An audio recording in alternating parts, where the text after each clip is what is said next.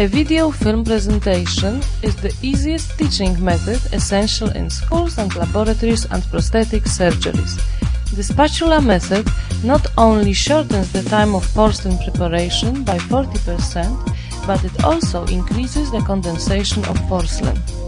This film demonstrates the spatula method used in making porcelain crowns and bridges by a one-bake technique. The whole process of applying porcelain onto metal may be followed step by step, starting with the plaster model and finishing with fitting the completed bridge into the patient's mouth.